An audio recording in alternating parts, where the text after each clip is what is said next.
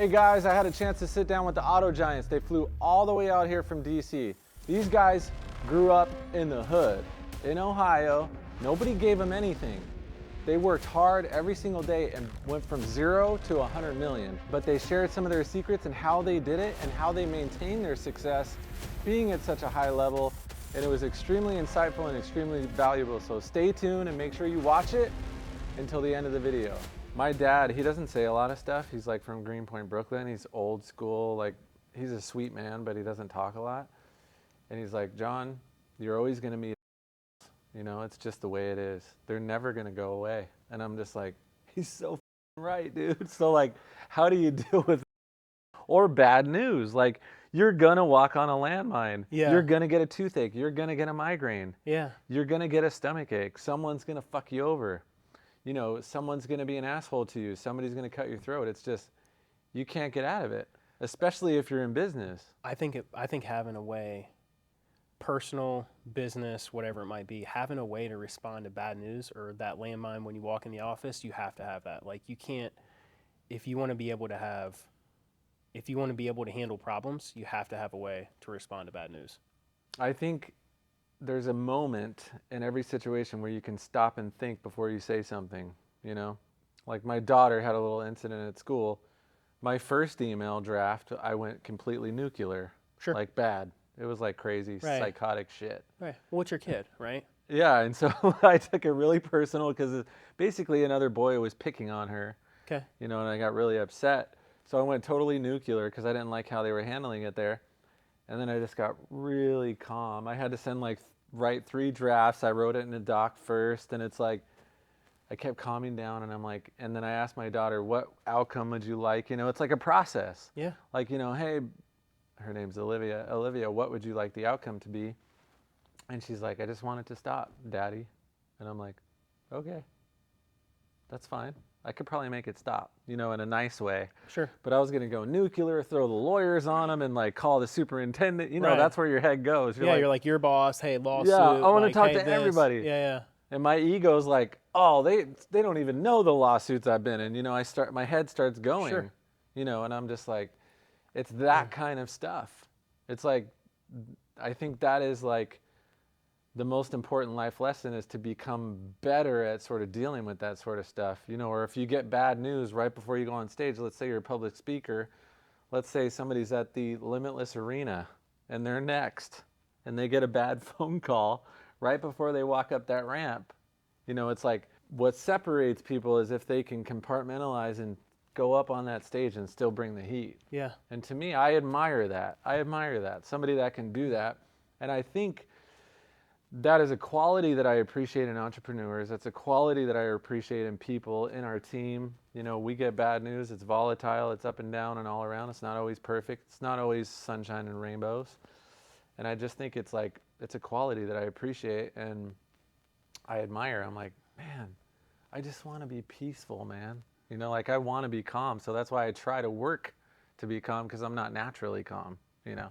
When did you learn how to be calm in business? I had to have things taken from me. You had to fail. I had to fail, yeah. Yeah. I had my first business when I was 27. I started my first contract construction business. I was working for a huge contractor and I worked for a large developer out of Los Angeles.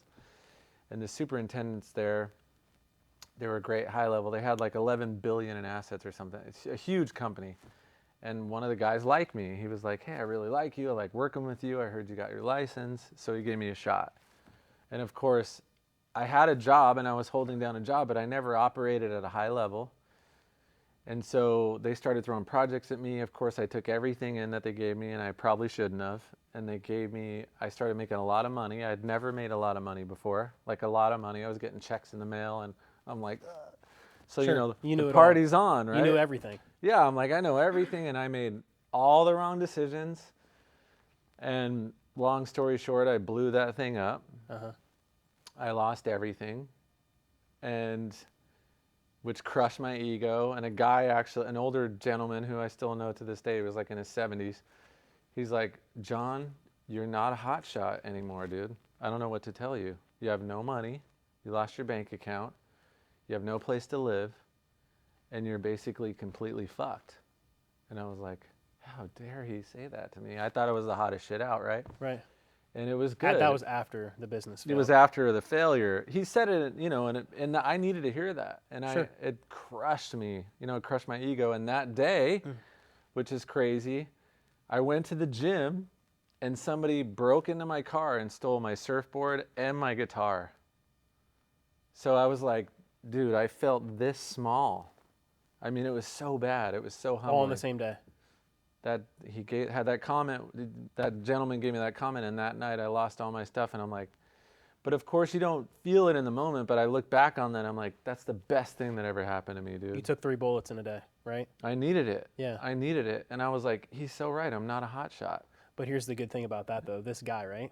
What you just said a minute ago was the most important thing is you still talk to him to this day. I still talk to this gentleman, absolutely. Right? Because Yeah. he gave you what you needed to hear, not what you wanted to hear. Yeah. And you have to let go. My mom used to say something, I'm trying not to get emotional, but she would say, drop the rock. What's that mean? Like, let go.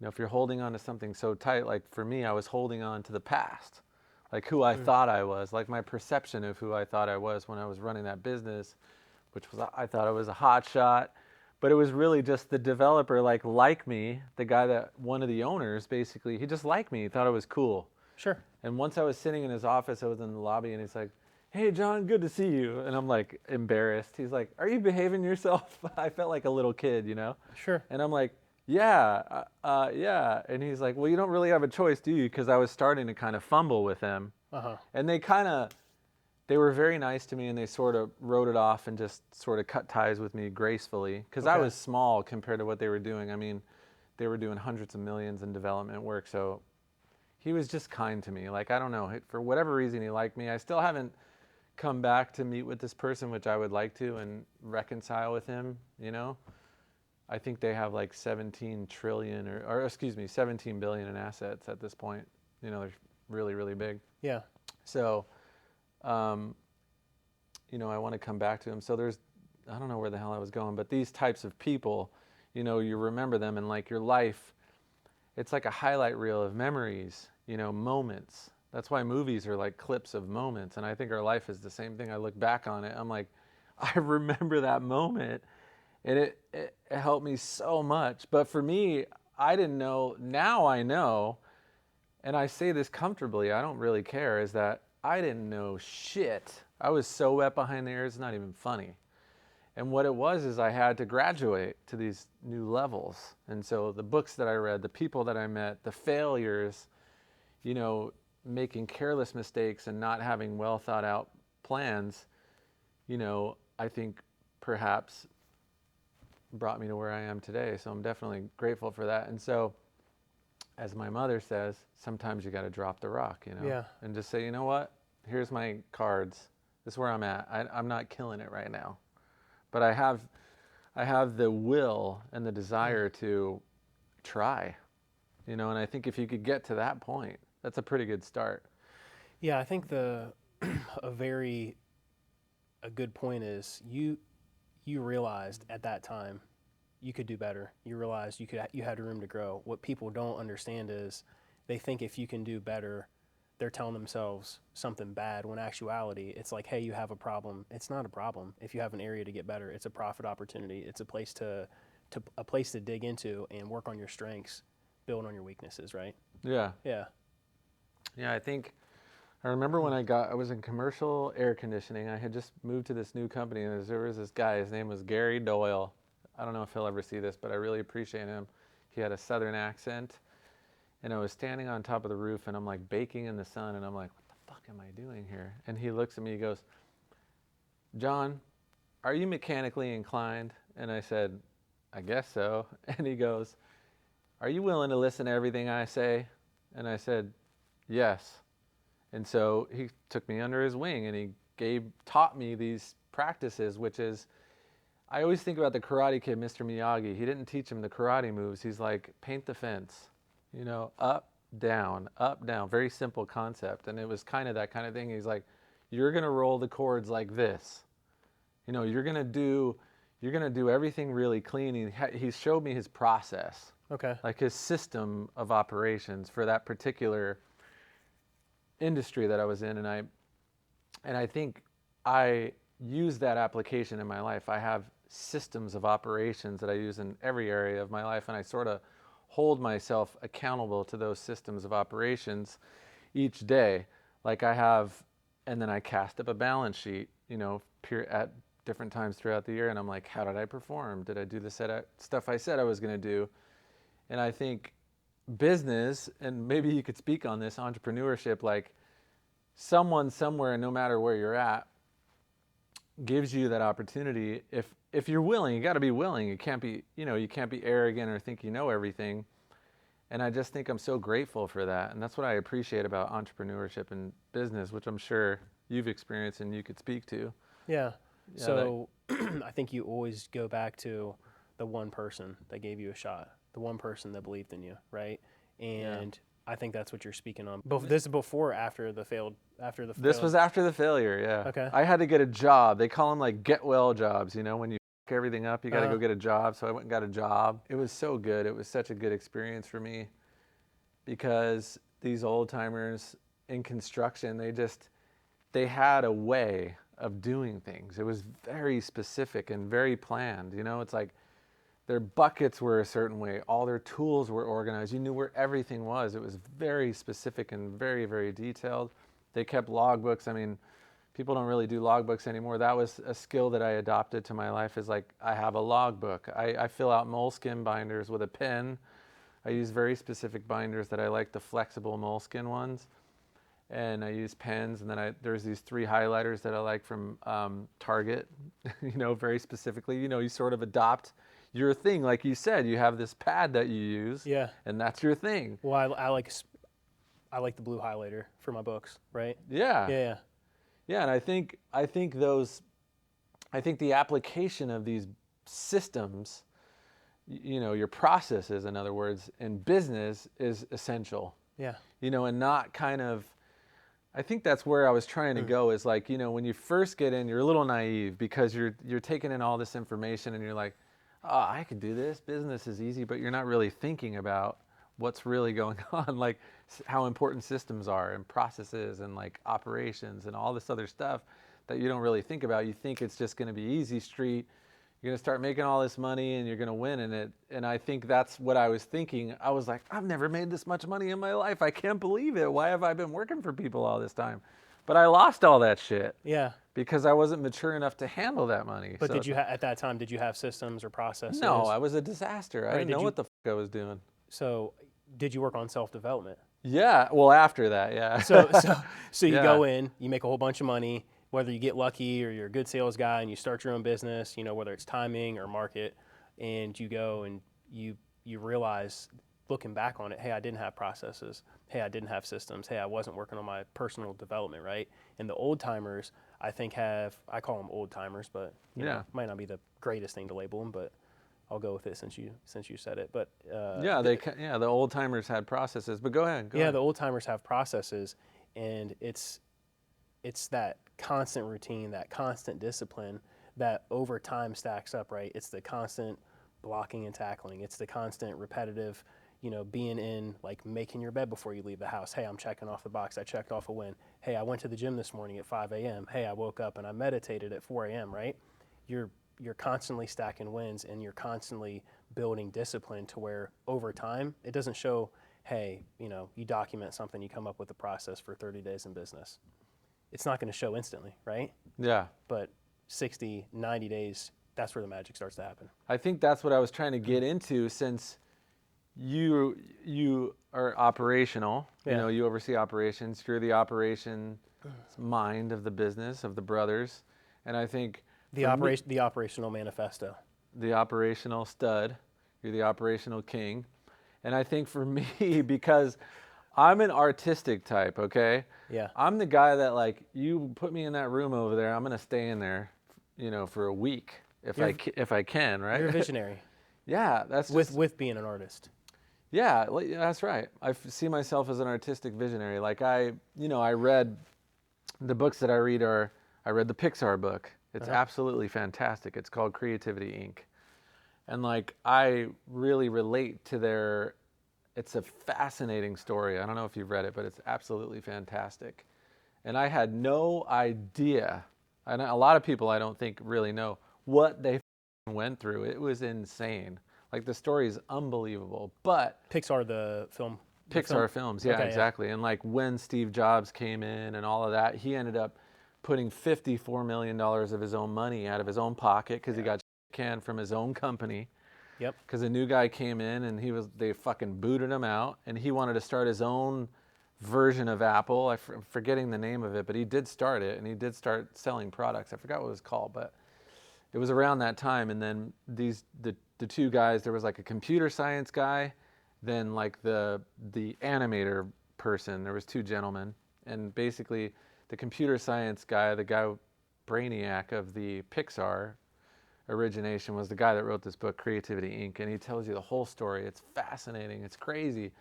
And it sort of shows you, like, number one, it's not one person. I think right now when everybody thinks about Pixar, they go, oh, Steve Jobs. But it wasn't Steve Jobs. I mean, he was a big part of it. Sure. But it wasn't him. It was an army of incredible people that were absolutely fascinating, you know. And so I think all of us need this harmony, like balance. Like, I play piano, there's accompaniment and then the melody, right? There's two parts to it. And if music sounds dissonant, if it doesn't have right shit in it, like, you know, business. So like, everyone has a role, in other words. So like, I think this monolithic approach, I think for me originally in business, I was like trying to do everything myself, and I thought I had it all figured out, but I definitely don't.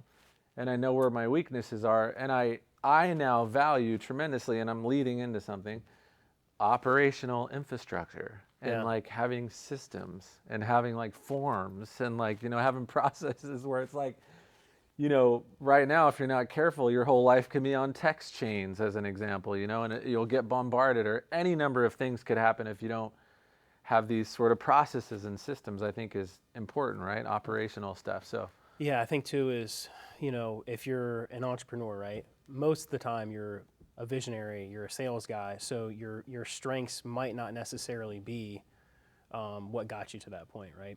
The coming up with, you said, a Word doc, or hey, this is how we're going to handle this, or hey, when we handle this with this customer or this vendor or this client, this is our process, right? People struggle with going to do that because it's not fun, right? It's the not, you know, you call it like the sexy stuff. It's the not sexy stuff that gets you, okay, here's the consistency. You document the process. All right, cool. Now we have the consistency. All right, cool. Now we handle every single phone call like this. Or you say, you were mentioning a problem comes up, a landmine, or how do you handle bad news? Okay, well, what's the backup plan? Like, what are we going to do when this happens? Like, all right, we lost internet. We can't, if you're in, I don't know, let's say you're Best Buy, right? You're a sales company. We lost internet. We lost phones. Okay, what's our backup plan? Do you have a documented process for that? So if you can go and you can dig into that from the beginning, the earlier on you can adapt that, the faster you can grow and scale, right?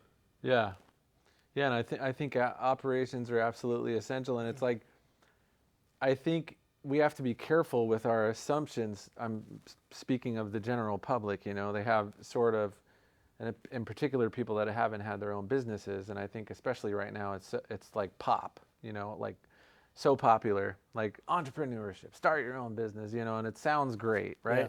But it's more than what people might think. It's not what people think it is, and I think it's important to speak on it. And it's like, it takes more than one person. It's like, nothing monolithic or tyrannical ever works. It just doesn't. All you got to do is read history. Every tyrannical or monolithic operation that ever rose fell. Persian Empire, Roman Empire, on it goes, right? So I think understanding that first, and then understanding what your weaknesses are, which mine are definitely operations. I now have systems that I use and they work for me, but I adopted them from other people. And, you know, I have people that help me with the operational stuff because it's just not my strong suit, dude. You know, and I think it's important to realize that it takes a team, and you and your brothers have a team, and I'm sure everyone has a different role that they play, but it works, it functions, right? You guys have a business, and the industry you're in isn't as important as having a team that works, whatever it is. We could probably deploy you into a painting business and you guys would probably figure it out. I think we do fine. Yeah. Yeah, because you guys have The same. It's the application of business. It's the application of business. It's the application of processes. It's the application of team building, leadership, accountability. Right. yeah, that's what matters. And I think people overlook that. And so how important has that been for you? Can you kind of speak on that a little bit? Like building teams, leadership, the stuff that people like, let's maybe dig into that a little bit more, Yeah. Starting with which one? Team building and how you guys got to where you're at. I mean, how did it happen? It obviously didn't happen overnight. You guys No. probably humble beginnings. You were probably selling used cars or Yep. maybe not even started. Yeah. You probably didn't start there, right? Yeah. Even you selling used cars, you probably ran parts or did some. I was so where did washing cars when I was 15, right? That's There where it you started. go. Yeah. That's your Mr. Miyagi. That was my Mr. Miyagi. Yep, Right? wax on, wax off. Wax right? on, wax off. That was my Mr. Miyagi. And that was valuable, probably, right? Starting Extremely there. valuable. Yeah. Especially when you start at that part of the business and you realize, as you grow and you scale, you're like, okay, that porter, that detail guy, that person washing cars plays a huge part of the team, right? I got started off in an entry level position, right? It wasn't like I got thrown into, hey, here's what you're going to do. Your brother's own used car store. You're going to be promoted instantly or any of that. I was washing cars at 15 years old. And let me tell you, washing cars isn't very fun, right? Definitely not. It's not like you're, people are like, oh, you're hopping in cars and you're doing this. No, you got, the sales guy screaming at you because their customer wants to get out. And the manager says, I have an appointment coming in on this car. So starting at that very entry level, labor intensive role was super helpful. Yeah, and then from there you started washing cars. Then what happened next? Pretty much day one, dollar went out of high school, I was selling cars. That was where it started. And what's the day in the life of selling car? Everybody, I think car sales has a reputation. Well, a lot of people probably fear it because it's so fucking hard. And then the people that are successful at it, they know what it takes. Like you have to have a certain level of, you got to have some chops, right? Or you got to have some strength to be able to be a car salesperson. You have to be able to deal with rejection extremely well, because if Yeah. you talk to 100 people and you do a good job, you're going to sell maybe 5 of them a car, right? Whether it's on the phone or, in person, or somebody just pulls up on the lot. It's very similar to, like a pro baseball player. If you succeed 30% of the time when you're at the plate, you're going to the Hall of Fame, right? So Yeah. being able to deal with rejection is huge. Yeah, and I think how important do you think it is? I've been thinking about this actually lately, and I was talking to my daughter about this. Customer service, like early when you're young, it's so valuable, right? Yeah. Dealing with people, because the more frequent you deal with people and customers, the more it prepares you for later in life, because you learn how people operate. You know what makes them tick. You get used to certain rejections, certain responses, certain behavioral. Yeah. Well, I think when people look at customer service, they think it's, they look at like, hey, what do I have to do to keep the customer maybe happy, right? But customer service is actually, in my opinion, it's a way of being a professional, right? If you can't give good customer service, you're not going to succeed anywhere. It's permission to play. Yeah, it's so true. Yeah. Yeah, and I think if you can't, for me, I never thought about getting into car sales, but I definitely appreciate people that do it and admire them for seeing it through, because I'm sure it is not easy. But I got into the service industry, restaurant service. That's where I started. And it was a good experience, though, because people are pissed, dude, all the time. They're not happy. Yeah. Where's my fucking Diet Coke? There's a spot on this cup. My food's late. My food's cold. Whatever, right? Yeah. They're assholes. Yeah. And I think it's good for you, though. It really is. Like I was just telling my daughter, I'm like, when you finish college, you're going into customer service. It's the best thing for you. Well, you learn people skills, right? Yeah, you have to.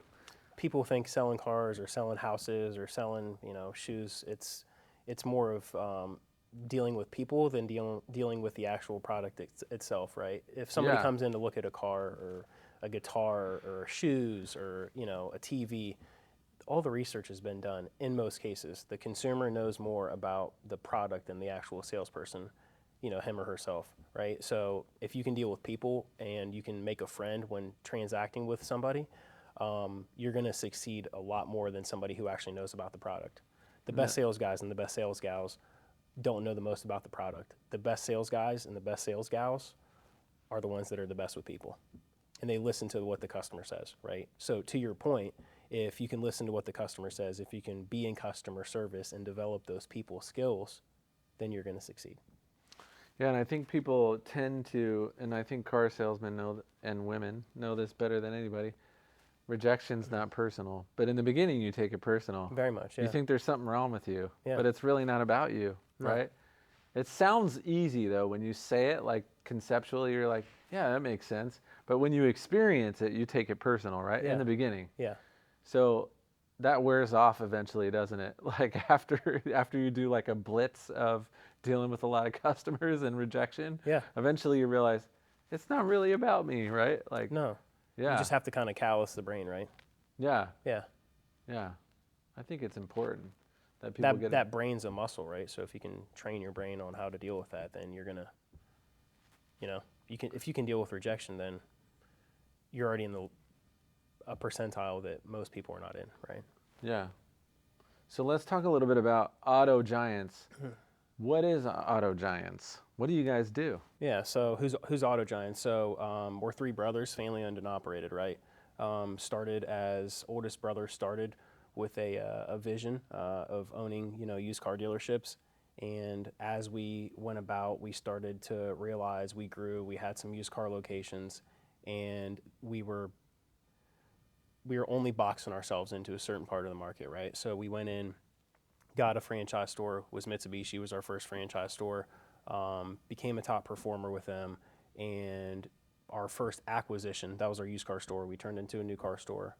Then we got our first acquisition, which is a Nissan store, and January of this year was our first month being number one in the DC market with Nissan. So it was kind of a goal for ours towards the second quarter, maybe middle part of the year, and we already hit that goal. So now the cool part is we're back to re-goal setting, right? So number one Mitsubishi dealer in the DC market.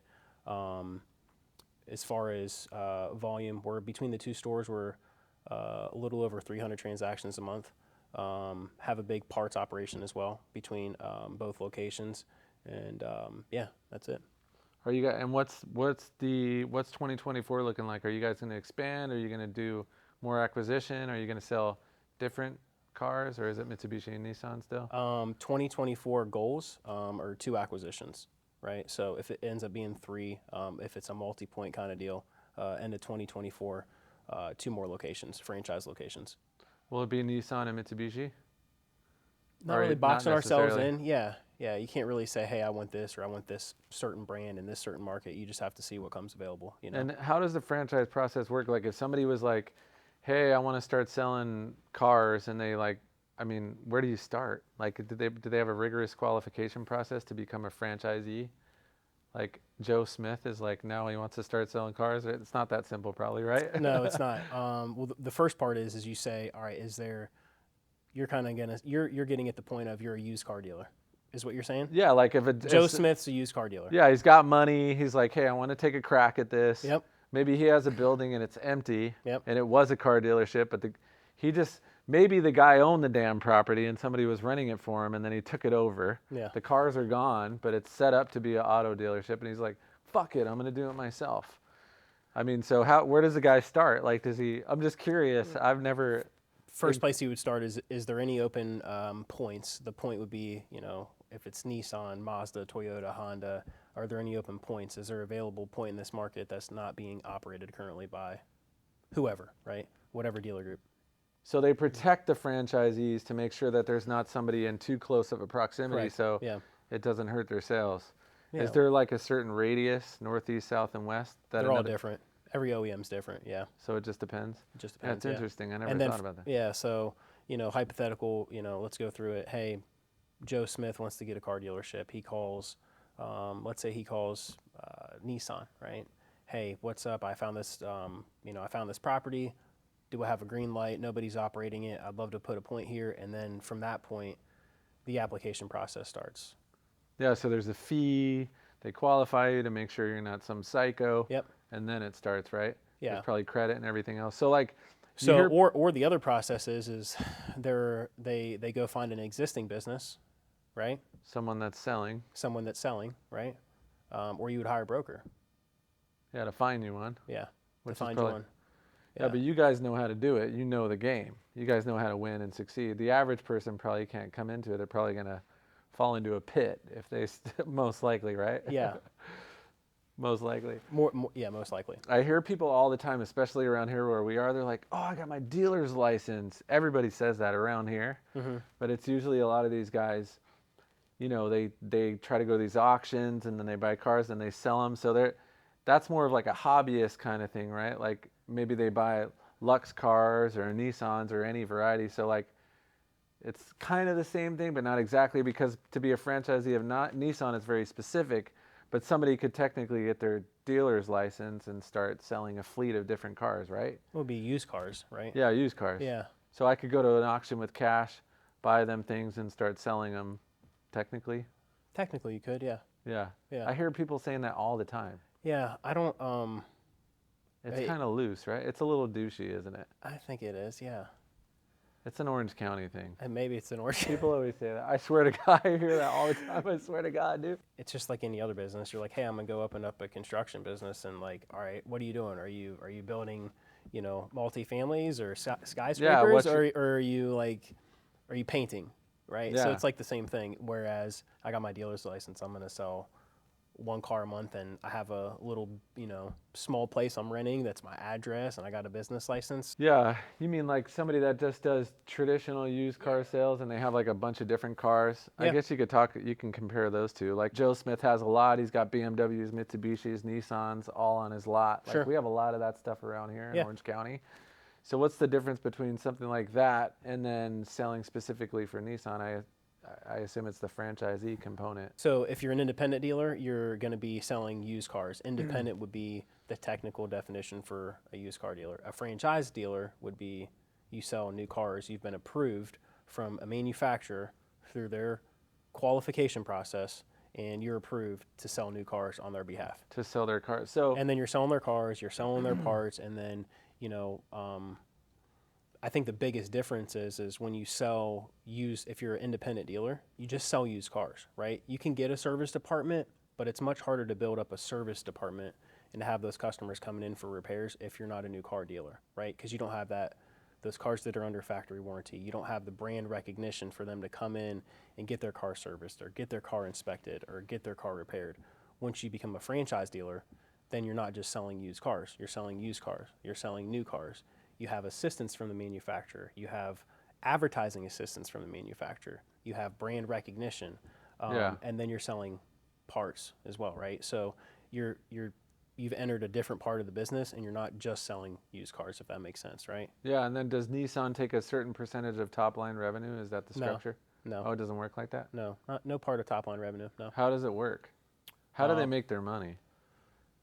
they make their money off of car sales, right? So they take a percentage of the car.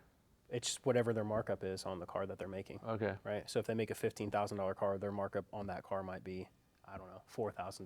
So the margins are tight for the dealer. And they get paid very tight. People would think that a new car is, or even a used car, if you're making like a 10% margin, You're killing it. yeah, you're doing a lot better than most.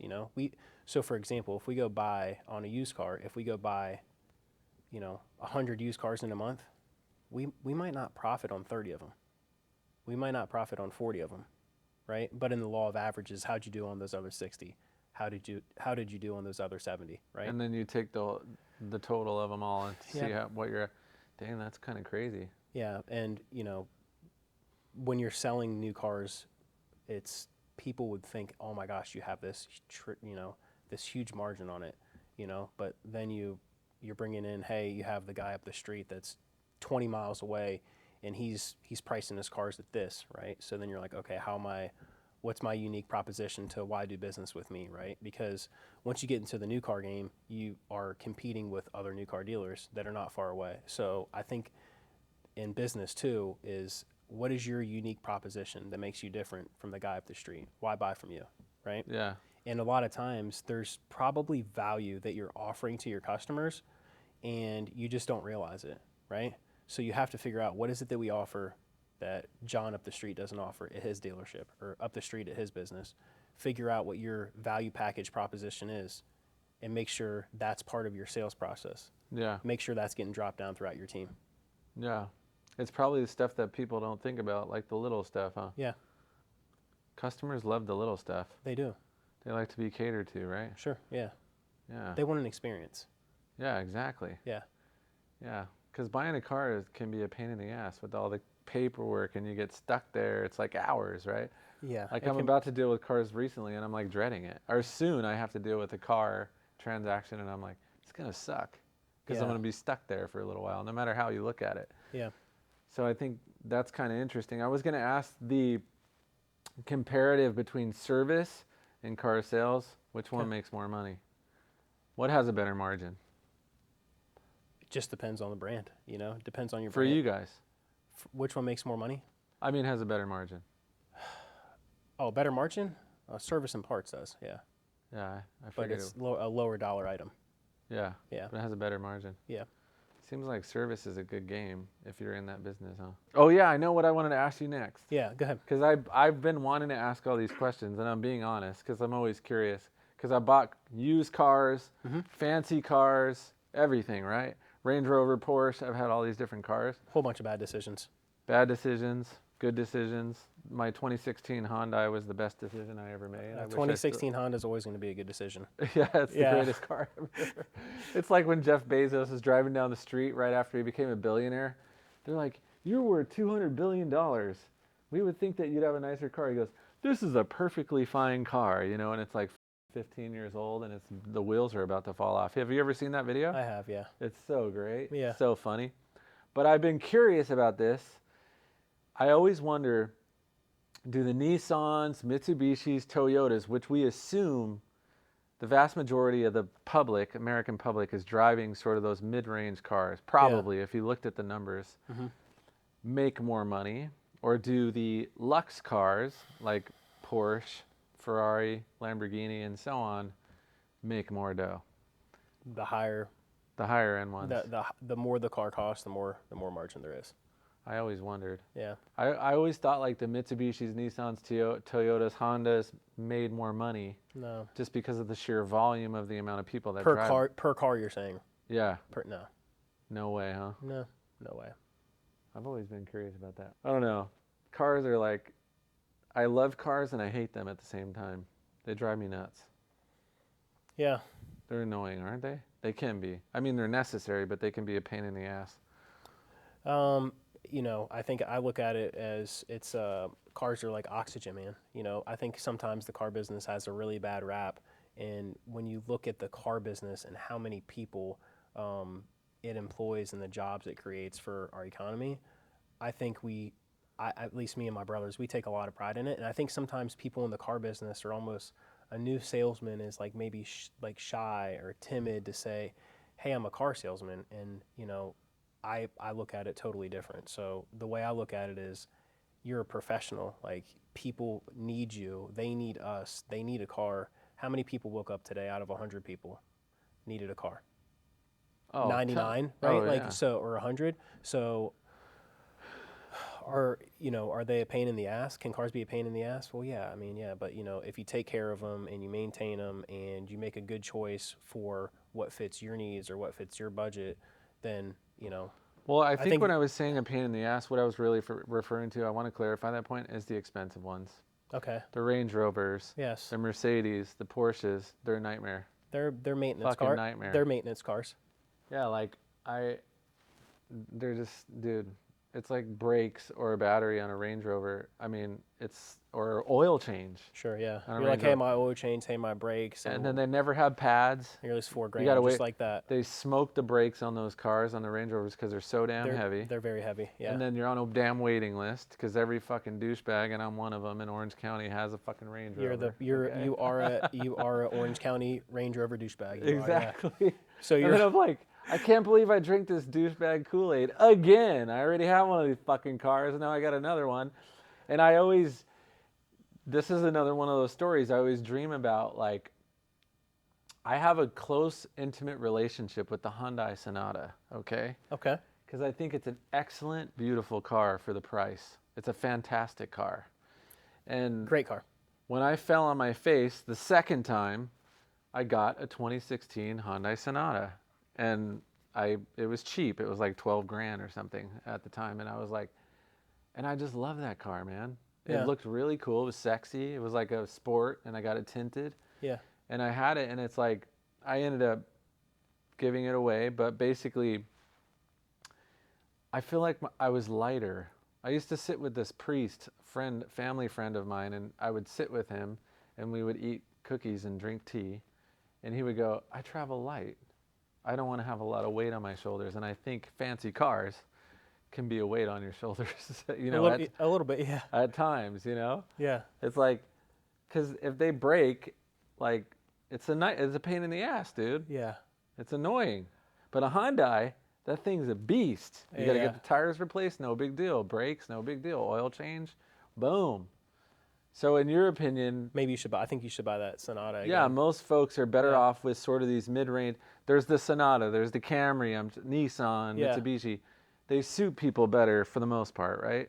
Yeah. They In do. your opinion. They do, in my opinion. I think where the place where people go wrong with buying cars is they max themselves out and then they bump themselves again.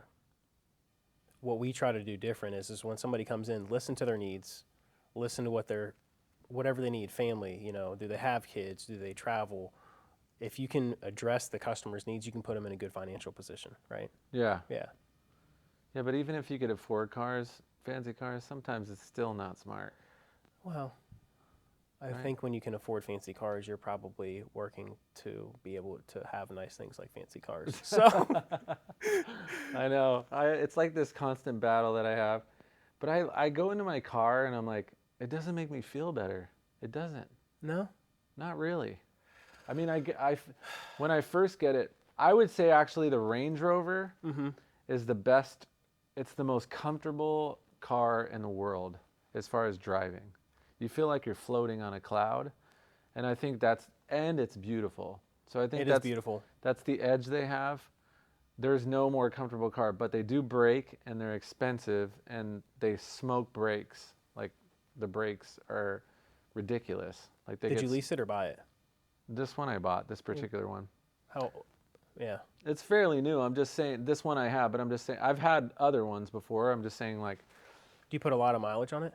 no, I switch between my cars. You know, I have a truck too. Yeah. But I'm just saying like, I think that luxury car like whereas a Porsche isn't comfortable. It's not. No. The Panamera is like the most comfortable one, but they're just not comfortable. Ferraris are not comfortable. Lamborghinis are not comfortable. They fucking suck. Yeah. You're like this, you know, it's like they look cool though, but like when you own one, they're not. They're, you know, so it's, I don't know. We got down this car rabbit hole. I'm just curious about your opinion about that. How was the '08 recession? How did it affect your business, and how did you guys survive that? For us, whenever you go into an economic crisis, you look at what are your 3 or 4 biggest expenses inside of the company, right? Because you can knock out some low-hanging fruit, but the biggest thing you have to do is you have to say, all right, what do we need to operate, right? What do we need to be profitable? What tools do we need to have in order to be able to do our job, right? You start there, and you go to, all right, hey, how many, you know, what's our target for phone calls? What's our target for sales? How much are we currently doing? Are we required to, what's our staff requirement for how many phone calls do the sales team need to hit? Hey, how many phone calls does the management team need to get? And then start going into and looking and see what people are doing in their day-to-day jobs, because a lot of times when you grow, you'll go in after an economic crisis and you go in and you built some jobs, or you created some jobs for some people that were maybe to cover up some inefficiencies of some other people who weren't doing their jobs, if that makes sense. Yeah. Yeah. Yeah, it makes sense. You got to cut and you got to take a look at everything and make sure that you can survive that, because everything's temporary. It was just a season. I mean, Yeah. a long season, but it was. Yeah. But it's great that you guys survived that. My parents got totally wiped out. What'd they do? They had real estate, a bunch of Okay. real estate. They got completely wiped out. They lost everything, and I know a lot of people did. But How much real estate did they have? they had like 10 properties. They Wow. lost them all. Yeah. They had to start over. That was brutal for a lot of people. a lot of people just kept buying, and then it's kind of crazy. So like, life has seasons, right? And like, that's why I think the logical side of you goes, yeah, we should run it lean. We don't need to overextend ourselves. And I wanted to kind of talk about one of Parkinson's laws, which is with your increases in income, your expenses increase in Correct. tandem with it, right? Yeah. And so I think as business people, we understand, and even consumers, they should understand or should try to not do that if they can, Yeah. like increase their expenses with their increases in income. I think for us in our businesses is a monthly financial review from the profit and loss statement is looking at everything, looking at every single cost. You're looking at supplies, you're looking at paper, you're looking at every single thing that goes into the financial statement and doing a deep dive on it. And if anything is plus or minus on the financial statement, on the profit and loss statement monthly, question it. Yeah, so you guys look at it monthly. That's good. Yeah. So you're really, you guys, especially since the margins are a little tighter, you have to be even more cognizant of that, right? Yeah. It's not just cutting expenses either. And our strategy has always been to have a very, very strong sales culture, a very strong sales mindset. We like to call it, nothing can out-train a bad diet, meaning if you're heavy in expenses, then you can't out-train that, right? Does that make sense? Yeah, of course. So but the one thing that we know is that if we're operationally effective on sales and we have a sales culture and our team is bought into developing and following a sales process, we've always excelled in having that strong sales culture. Yeah, and so 2008 hits, and then all of us were surprised with a pandemic. Nobody saw that coming. No. And that had to affect car sales. You have to get pretty creative and pretty strategic at that point, I would imagine. Yeah. Because like for a period of time, brick and mortar's closed. It's not like people are walking around. They can't come in and start shopping like they normally would. So you guys probably had to get pretty creative during that season too, I would imagine, right? A little bit. In the very beginning part, there was a lot of safety measures you were taking, but it didn't last as long as people thought it would, because people, when you're making that big of a purchase and it's something you have to drive on a day-to-day basis and you're going to use it every single day of your life, people still want to drive the car, right? I think that is an example of, hey, how do you handle a crisis in your business? And one thing that we've always, we call it stop, drop, and roll. Something comes up, if it's a crisis, if it's COVID, if it's a market change, you have to do a dive into what's the strategy going to be. You have to stop, you have to look at it and make adjustments fast. Yeah. Yeah. Where you got during that time, because all businesses were shut down, did they make, in your area, was there any exception, or did you have to close down? Didn't have to close down. Oh, No. so they automotive was deemed as a necessary business. Yeah, it was a necessity, huh? Yeah, people have to get their cars replaced, parts fixed, cars repaired, and they need to be able to buy a new car if they need a new car. Yeah, so you didn't have to close down at all. No. So you just had to have some more restrictions. In our market, we were able to operate. Yeah. Yeah, that makes sense. I know cannabis was deemed as a necessity here in California. Really? Yeah, it was very important. They wanted to make sure everybody could get their weed while they were at home. That's good. Yeah. Yeah. And You got to be able to get stoked. It's true, I swear. Am I right? I'm not kidding. Yeah. I'm not. Yeah, in California. Yeah. Yeah. I mean, I think that was a good move actually. I think 'cause it's people fine, were yeah. losing their mind. I don't have a problem with it. You Yeah. gotta smoke a joint, dude. You're stuck in Yeah. the fucking house. Yeah. You know? Well, that's Peloton and weed Peloton and skyrocketed. I know Yeah. that for sure. Zoom, Teams. Zoom, Teams, Peloton, weed, Yeah. at-home workouts, weights. Rogue, I know, made a lot of money. They're from Ohio, Rogue. So we were talking before about being prepared for uncertain times because they're going to come no matter what. It's inevitable that you're going to have seasons, good and bad, in business and in life. I mean, you can't avoid it. So that's what we're talking about. We had 08, you had 08, you had COVID, and right now there's kind of a climate right now, an uncertain climate. We're not really sure. We're in an election year. It's the craziest election I've ever seen. We don't really know which way it's going to go. Trump or Biden. Hey, they might even pull Biden out and slide someone else in before the last minute. Who the hell knows? So that is a factor, and it's like you were talking, or it was brought up, you have the controllables and the non-controllables. So if you can speak on that a little bit, like, are you feeling that way? Do you get that sense that we live in an uncertain climate right now, that people are not sure what's coming, and does Sure. it bother you, or, you know? No, I don't think so. It doesn't bother me. Like you said, control what you can control. What you can't control, you can't control, right? Um, the the one thing that we can control in our day-to-day businesses, operations, right? Team building and culture, right? So if you can work on operations, if you can continue to be more effective, if you can work on team building, if you can work on leaning into your strengths, um, I think we're going to be fine. All right. I think any business owner is going to be fine if they lean into that. The the one thing to me that's interesting for all businesses is how is AI going to apply to the business, right? I think, in my opinion, that's like the most uncertain thing that maybe I think people are talking about it, but I think it's something that the sooner you can embrace AI during these uncertain times, because in my opinion, I think AI is more of the uncontrollable right now, or the most uncertain right now compared to even the economy. Yeah. I don't know. What are your thoughts on that? I think you need to be practicing AI every single day. Yeah. Which I do, 30 minutes a day minimum. Should be practicing it like an instrument. If you're not, you're going to get left behind. Yeah. It's the same with AI right now. I have a very strong opinion on AI. With AI right now, it's what grandparents said in 1995 when they were talking about the internet. Everybody's like, what the fuck's the internet? Yeah. They're still ordering furniture and stuff from a catalog. I remember my grandma, she used to order sheets out of a damn catalog with a pen. You cut it out and then tape it on a piece of Yeah, paper, right? yeah. And then, the old timers would be like, I don't use the fucking computer, Yeah.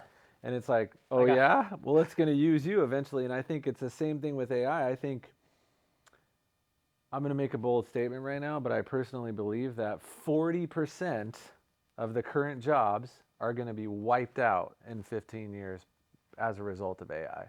Straight the fuck up. Somebody's going to bring you and I went to CES and I saw this shit in real life, and it was spooky. When you're in a hotel, a robot's going to bring you your room service and your towels and your soap and everything else. Keyless entry, you're going to go to a reception desk, there ain't going to be no fucking receptionist. Robots are going to drive trucks. I mean, it's going to be crazy. Some futuristic shit. That's what's coming. And I think 40% of the workforce is going to get wiped out. Are you going to let a robot drive you around? No. Okay. Not me. No. I'll get a Camaro. And I think stubborn crusties, we all know stubborn crusties, right? They got sweat stains on the couch and they wear those crusty, beefy white tees type people, where they're like, I don't deal with AI, I don't deal with computers. That's not my thing, that kind of shit. I'm old fashioned. Yeah, I'm old fashioned. I'm old school. And because they do something a certain way, maybe they're putting in more labor into something and they don't realize it. And I've tested it. Like, I have certain things that I like to do, like just personally, like write as an example, or, I toyed around with imagery. Like, I have a story I'm working on and I can see the story in my head, like visually. And so I've tried AI image generator as an example, just to test it. And it's not perfect and it fucks things up. Like, one of the photos had like a phone booth in it, and it like spelled phone wrong, or it's not perfect yet, but neither was the internet. I remember my first chats, they were slower than molasses. I had to wait like fucking 5 minutes for someone to send the chat back. Not anymore. Like, we can't imagine our lives without our iPhones. So I think it's coming for us. I think you're going to wake up one morning, you're going to push a button, an avatar is going to come out of your phone. It's going to prompt your machine to have your latte ready for you perfectly. It's going to tell you to pick up your medication at 2 o'clock at Walgreens. It's going to order your chicken Caesar salad from Daisy's Diner, and so on. That's not, what did you say, 15 years? That's 5 years. That's 3 to 5 years. That's soon, yeah. That's fast. Yeah. You're going to be able to custom design that avatar to come out of your damn phone. Yeah. Straight up. You're going to go into the metaverse, which is essentially the physical universe is going to go into the metaverse. It's already happening. You're going to go, I mean, it's crazy what's coming. So yeah, I think about it all the time. It's interesting that you bring it up. Yeah, in my head, something like that is going to be what's going to happen with the person that has a personal assistant, right, or an executive assistant. I think that person, that would be an example of, hey, you're going to have this avatar that just does it for you. Yeah. Yeah. Well, and the smart executive assistant or personal assistant would be adapting to technology and Correct. becoming as advanced and aggressive as possible at being ahead of the curve. Yeah. That'll solidify their position long term, 100%, hands down. You know how many people are like, I don't know. I think I've been late to the party before on certain things, and like this, I'm not going to let that happen to me with AI. So I use it and I play with it. I treat it like an instrument. I play with it pretty much daily. I fuck with it. We use it all the time, obviously, because we're in the creative space and we experiment with it. It's not perfect. Some of the integrations, like visual, I think there's some more work there. It's not perfect, but they're going to get there. So I think you brought up a good point. You mentioned you failed before and you weren't ahead of the curve on certain things, right? Yeah, I was late to the damn party. You were late to the damn party, right?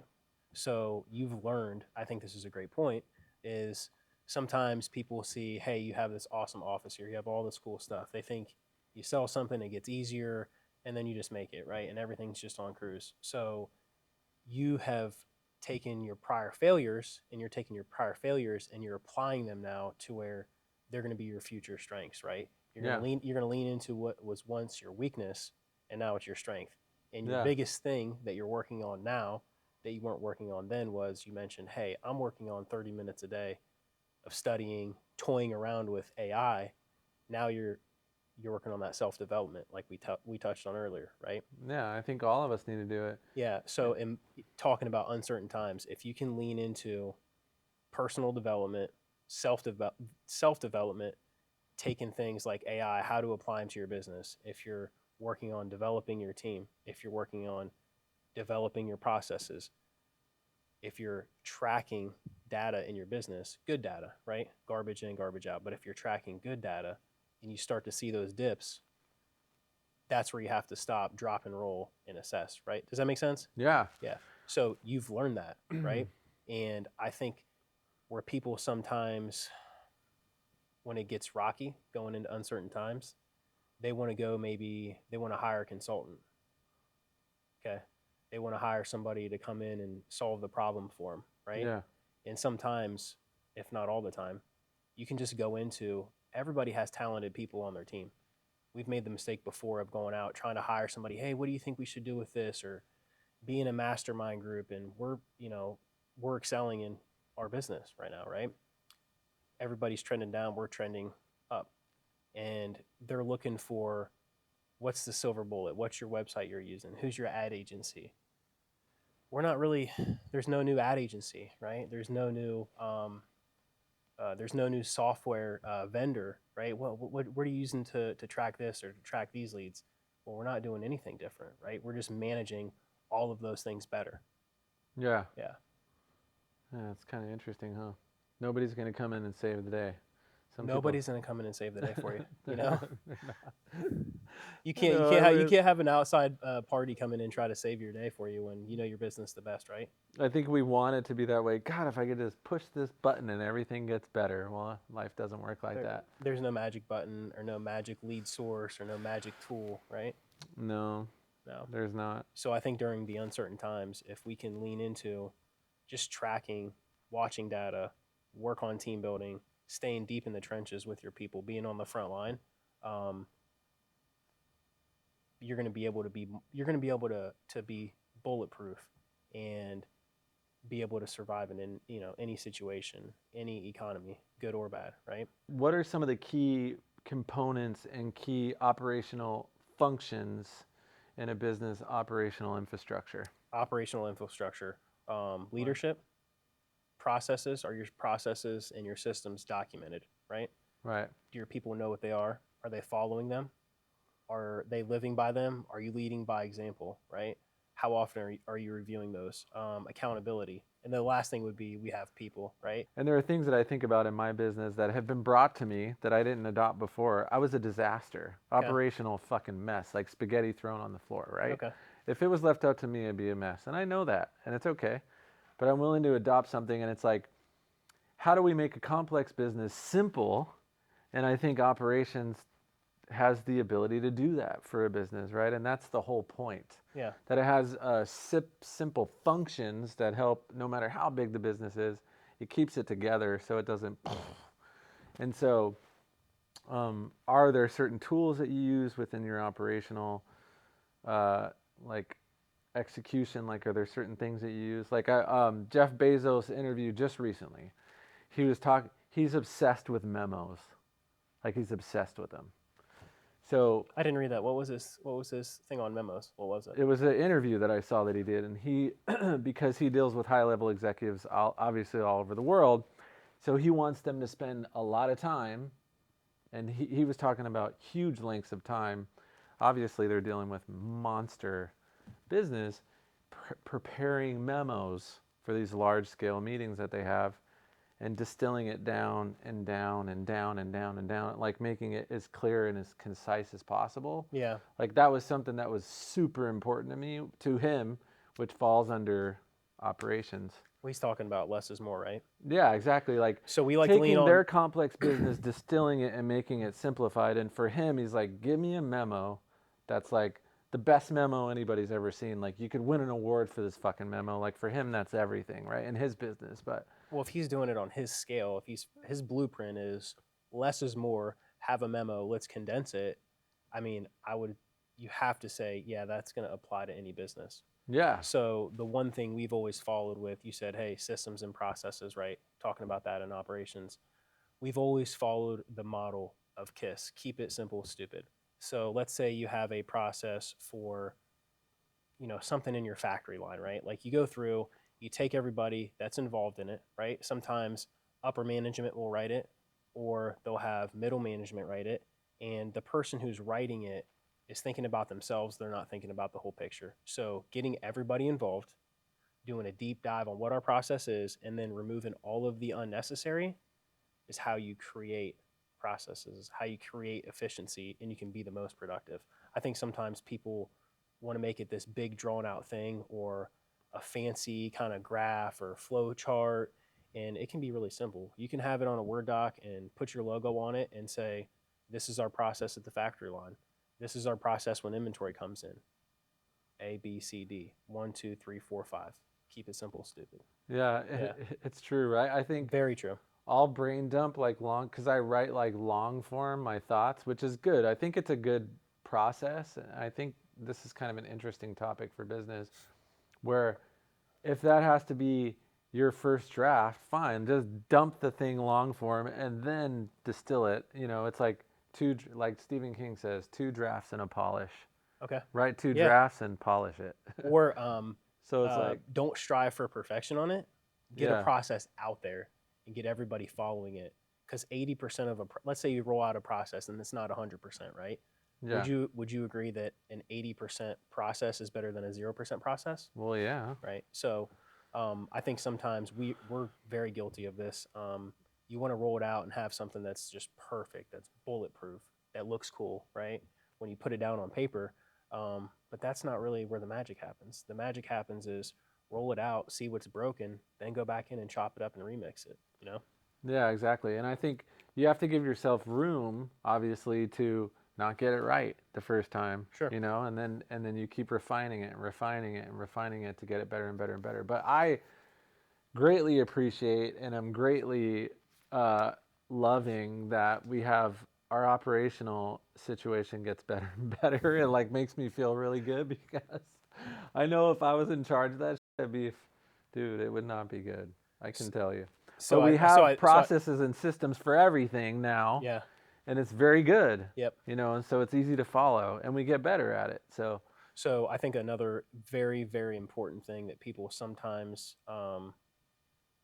you can maybe sort of deter people away from you or kind of keep them away from you is not taking in new ideas from the people that are boots on the ground, the people that are in the trenches every single day, right? The Yeah. ones that are doing that blocking and tackling for you. So you can't be necessarily, if you have all the answers up top, then you're not going to get anywhere. So taking that feedback from middle management, from lower management, from the sales staff, or the technicians, or the people that are in the factory line, whatever your industry is, take that feedback and don't be scared to modify and tweak your process, right? Yeah. And really have open dialogue with your staff and with your team to Mm. say, hey, John, tell me, how's it going with our new process? Is there anything in here you don't like? Is there anything here you want to add? Because if you have a blueprint and everybody on the team has bought into that blueprint or that documented process or that system, and everybody agrees that it's the way to be most effective, you have the buy-in. Yeah. And that's what you want to have in your culture. If you want to go roll out a process that you came up with up top and nobody had any say-so or nobody had any input, they're not going to want to do it. Yeah, I think they have. It makes me think about Creativity Inc. The one thing that stood out and something that kept evolving within Pixar, and that they got better and better and better with it. And they were getting to the point where they were having like retreats. They were like going to a mountain town and like staying in a hotel, and they had everyone come together, and they called it brain trust meetings. They started bringing everyone together from different departments. Of course, by this time they had grown and had movies out and everything else, but like I they love wanted that to, for culture too. That's awesome for culture. yeah, it was really good. They wanted Yeah. to give everyone a seat at the table, and they would stay together for a period of time, like 3 days. Yeah. They would literally go to a mountain town and like rent cabins and like get together and just iron it out, hash it out, which is why pretty much every Pixar movie is near perfect. And it's because of this brain trust process that they implemented. If you think about it, like Toy Story is like a flawless film, all 3 of them. Pretty Yeah. much every film they ever came out with is pretty much close to perfect. Don't they have 4 now? 4, yeah, exactly. Yeah, 4. Sorry, I'm behind. Kind of label Yeah, you got myself the as a kids. dad, so yeah. And that's what he's saying. He's like, the reason why it's that way is because we give ourselves a lot of time we want to get it right before we release it, which I love that and I appreciate that. Yeah. And I think that is the real power, is that not being so quick, to swing from the hip and release something, and also release it within your organization first and test it in our version of the brain trust. Let it breathe and refine it. Let it breathe, refine it before you release it to the world. If you have the luxury of doing that. I think that brings up a good point with the people component. Yeah. Right? Yeah. Yeah. So another thing that you have to do when you go into uncertain times, or when you're building, or when you're growing, is you have to invest in your people, whether it's their development, whatever industry you're in. You have to figure out a way that you can invest in your people and help them develop themselves. Something that's got us very, very far, and we're, just like you, we failed, right? Fell on our face, however many dozen times. Now we're at the point to where we're always trying to invest in our people. How can we add value? How can we help this representative, or how can we help this salesperson, or how can we help this manager develop themselves personally?